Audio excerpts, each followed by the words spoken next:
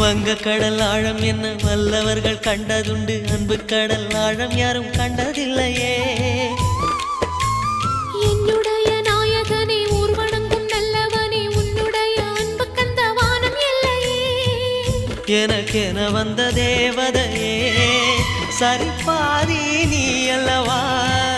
நடக்கையில் உந்தன் கூட வரும் நிழல் போலே நான் அல்லவா.